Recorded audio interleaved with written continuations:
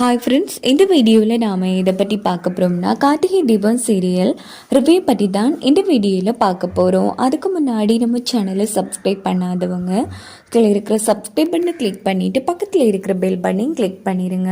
சரி, வாங்க வீடியோக்குள்ளே போகலாம். இது ஒரு எபிசோட் எப்படி ஸ்டார்ட் ஆகுதுன்னா, நம்ம கார்த்தியும் ராஜாவோ அன்றைக்கி காலையில் ஃப்ரெஷ் ஆகிட்டு அந்த ஆற்றை தேடி அந்த காட்டு பக்கம் வந்துட்டுருக்காங்க. இங்கே பார்த்தோம்னா அந்த ஆற்றக்கரையில் நம்ம தீபா, ரம்யா, அந்த சாமியார் 3 பேருமே பூஜைக்குரிய ஏற்பாடுகள் பண்ணி வச்சிட்ருக்காங்க. அப்போ அந்த இடத்துல நம்ம தீபா கிட்டே சாமியார் நல்லபடியாக சாமியை கும்பிட்டுட்டு இந்த பீப்பாக்கில் இறங்கி உட்காருமா அப்படின்னதும், நான் இதுக்கு உட்காரணும் அப்படின்னு தீபா தன்னோட குணத்தை மாற்றிக்கிறாங்க. இதுக்கிட்ட எல்லாரும் அதிர்ச்சியாகிறாங்க. என்னம்மா இது, உன் அத்தைக்காக பரிகாரம் பண்ண போகிறது நீதான், அப்படி பார்த்தா நீதான் இந்த பீப்பாக்கில் உட்காரணும் அப்படின்னு அந்த சாமியார் சொல்கிறாங்க. இதுக்கிட்ட தீபா இல்லை, இங்கே பாருங்கள், பரிகாரம் பண்ண போகிறது நான் கிடையாது, என்னோட க்ளோஸ் ஃப்ரெண்ட் ரம்யா தான் இந்த பீப்பாக்கில் ஏறி உட்கார போகிறா.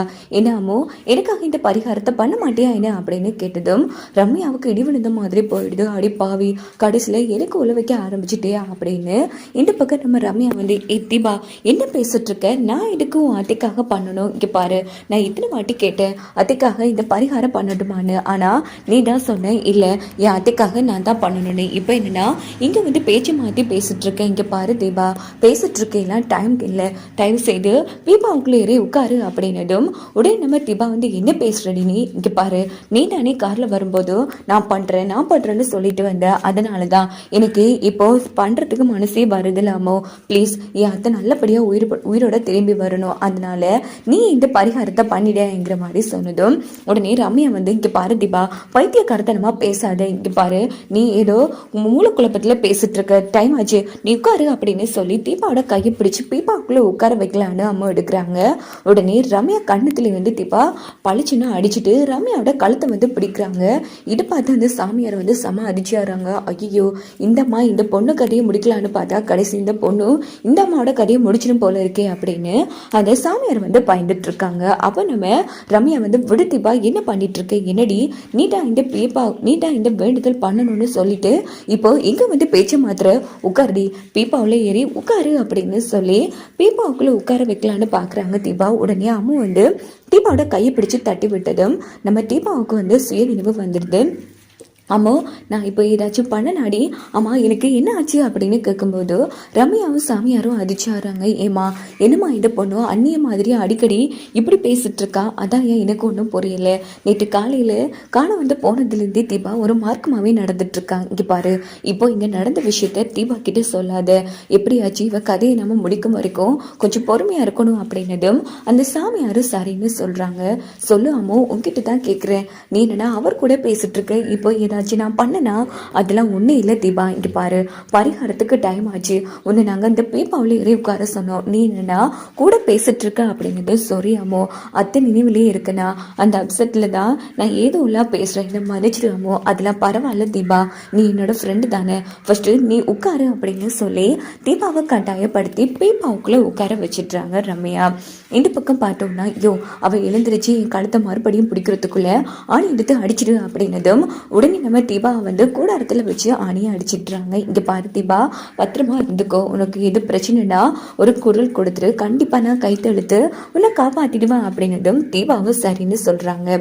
அதுக்கப்புறமா என்ன நடக்குதுன்னா, நேராக அந்த பீப்பாவில் ஒரு கயிறை கட்டி மெதுவாக அந்த ஆத்தங்கரையில் அந்த ஜோசியர் தள்ளி விடுறாங்க. இன்னொரு பக்கம் கயிறை ரம்யா பிடிச்சிட்டு இருக்காங்க. அப்பாடா, நான் கண்ட கனவு எல்லாமே நிறைவேற போகுதோ காத்தி, எனக்கு மட்டும் தாண்டி தீபா சொந்தங்கிற மாதிரி ரம்யா அந்த இடத்துல யோசிக்கிறாங்க. ஸோ கிட்டத்தட்ட ரம்யா அவங்க கண்ட கனவு பழிக்கிற சந்தோஷத்துல இருந்துட்டு இருக்காங்க. இங்க பார்த்தோம்னா தண்ணிக்குள்ள போயிடுது பீப்பா. அப்ப நம்ம ரம்யா தீபா நீ ஓகே தானே, இங்க பாரு பீப்பா மிதங்கிட்டு இருக்கு அப்படின்னதும் சரி அம்மோ, கயிறை கிட்டியா பிடிச்சிக்கோ அப்படின்னதும் ஓகே தீபா, நீ எப்போ விட சொல்றியோ அப்போ விடுறேன், அது மட்டும் கிடையாது, உனக்கு எது பிரச்சனைனா சொல்லு, கண்டிப்பா நான் வரவே மாட்டேன் அப்படின்னதும் தீபா ஒரு மாதிரி போயிடுது. அம்மோ என்ன சொல்ற, என்னடி உன்னை பரிகாரம் பண்ணி இந்த இடத்துக்கு அழைச்சிட்டு வந்தேன்னு பாக்குறியா, இங்க பாரு, உன்னை இல்லாம பண்றதுக்கு தான் நான் இந்த இடத்துக்கே உன்னை அழைச்சிட்டு வந்தேன் அப்படின்னு சொன்னதும் தீபா செம அதிர்ச்சியாகிறாங்க. அம்மோ நீ என்ன சொல்ற, எனக்கு புரியல, இங்க பாரு, நீ நினைச்சிட்டியா உன் அத்தை உயிரை காப்பாத்துறதுக்கு நான் வந்து உனக்கு பரிகாரம் பண்றேன்னு? அதெல்லாம் கிடையவே கிடையாதுடி. இங்க பாரு, எனக்கு கார்த்தி கிடைக்கணும், கார்த்தி அடையிறதுக்காக தான் இவ்வளவு முயற்சியும் நான் பண்ணியிருக்கேன் அப்படின்னதும் தீபாவுக்கு இடி விழுந்த மாதிரி போயிடுது. அம்மா என்னடி சொல்ற? இங்க பாரு, ஃபர்ஸ்ட் எனக்கு தான் கார்த்திகை மாப்பிள்ளை பார்த்தாங்க, இடையில வந்தபடி நீ அதான் கார்த்திகை அடையிறதுக்கு உன் கதையே முடிக்கலான்னு முடிவு பண்ணிட்டேன். இங்க பாரு, இப்போதைக்கு எனக்கு பேசுறதுக்கு டைமே இல்லை தீபா. எதுவா இருந்தாலும் நீ செத்ததுக்கு அப்புறமா நான் உன்கிட்ட சொல்றேன், சரியா? இப்போ நீ நிம்மதியா போய் சேரடி அப்படின்னு சொல்லிட்டு கயிறை வந்து விட்டுடுறாங்க. ஸோ தீபாவை பார்த்தோம்னா தண்ணியில அடிச்சு போயிட்டு இருக்கு. தீபாவை வந்து ரொம்ப கஷ்டப்பட்டு அழுதுட்டே போறாங்க. எங்கே பார்த்தோன்னா இங்கே பாருங்கம்மா, ஏற்கனவே போலீஸ் வரை எங்கால சுற்றிட்டு இருக்காங்க. நாம இப்போ வரைக்கும் இங்கே இருக்கிறது பிரச்சனை ஆகிடும், எதுக்கும் நம்ம இங்கேருந்து கிளம்பலாமா அப்படின்னு கேட்டதும் ஆமாம், இப்போதைக்கு நாம் இங்கே இருக்கிற சேஃப்டியில் வா போகலாம் அப்படின்னுட்டு ரம்யாவும் அந்த சாமியாரும் அங்கேருந்து கிளம்ப ஆரம்பிக்கிறாங்க. இங்கே பார்த்தோன்னா போலீஸ் ஜீப் வருது. முன்னாடி நம்ம கார்த்திக் காரை பார்த்து இங்கே நிப்பாட்டியா அப்படின்னு சொல்லிட்டு, சார் இந்த ஏரியாவுக்குள்ளே எதுக்கு சார் நீங்கள் திரியிறீங்க அப்படின்னு போலீஸ் கார்த்திக்கிட்ட கேட்குறாங்க. சார் நாங்கள் அபிராமி காஸ்மெட்டிக் கம்பெனியோட எம்டி அப்படின்னதும் சொல்லுங்க சார், நான் நிறைய உங்களை பற்றி படிச்சிருக்கேன் அப்படின்னதும், சார் என்னோட வைஃப் வந்து பரிகாரம் பண்ணணும்னு இந்த காட்டு பக்கம் வந்திருக்காங்க சார், அவங்கள தேடி தான் வந்திருக்கோம் அப்படின்னதும், என்ன சார் சொல்றீங்க, உங்க வைஃப் இந்த காட்டுக்குள்ள வந்தாங்களா? இங்க பாருங்க சார், இந்த காடு வந்து ரொம்ப மோசமானது, அது மட்டும் கிடையாது, இங்கால தனியா வந்து உயிரோட கிளம்பினதா சரித்திரமே இல்லை.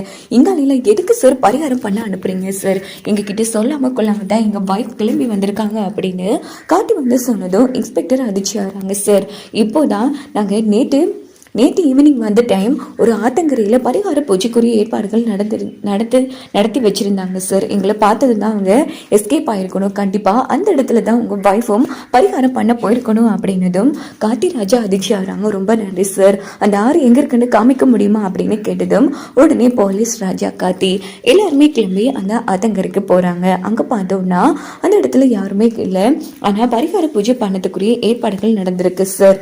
கண்டிப்பாக நேற்று எங்களை பார்த்துட்டு இன்னைக்கு திட்டம் போட்டு இந்த பரிகார பூஜையை பண்ணியிருக்காங்க.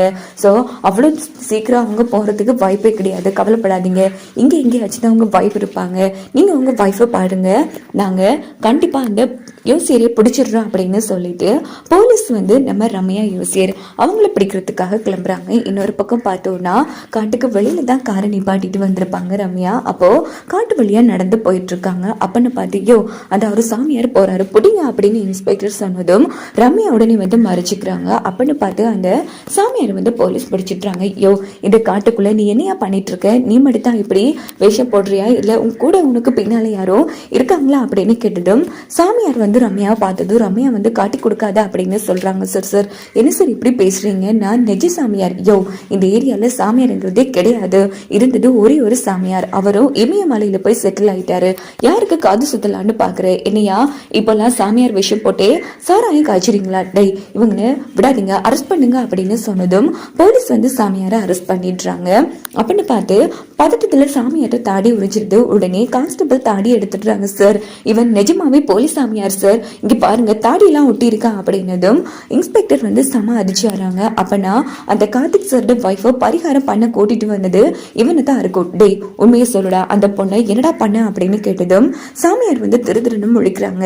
இவனை இப்படி எல்லாம் கேட்ட சொல்ல மாட்டான் சார் அப்படின்னுட்டு போலீஸ் போட்டு அடின்னு அடிக்கிறாங்க காட்டுக்குள்ள வச்சு. சார் அடிக்காதீங்க சார் சொல்றேன், இங்க பாருங்க சார், அந்த ஆத்தங்கரையில தான் அந்த பொண்ணை பீப்பாவுக்குள்ள கட்டி பீப்பாவுல கயிறு கட்டி நாங்க ஆத்துக்குள்ளேயே விட்டுட்டோம் அப்படின்னதும் போலீஸ் அதிர்ச்சி ஆறாங்க. ஐயோ என்னையா அப்போ திட்டம் போட்டு கொலை பண்ண முயற்சி பண்ணிருக்கே அப்படின்னு கேட்டதோ, ஐயோ சார் அவங்க அத்தை உயிர் குணமாகணும்னு அந்த பொண்ணு தான் சார் பரிகாரம் பண்ணணும்னா அதுக்கு ஹெல்ப்பாக தான் நானும் பண்ணேன். ஐயோ நீ சொல்லாம தான் அந்த பொண்ணு பரிகாரம் பண்ணாளா? இவனை சும்மா விடக்கூடாது, அடிங்க அடிச்சுட்டு வாங்க அந்த ஆத்தங்கரைக்கு கொண்டு போகலாம் அப்படின்னுட்டு போலீஸ் வந்து அரெஸ்ட் பண்ணிட்டு நேரா அந்த சாமியார் வந்து ஆத்தங்கரை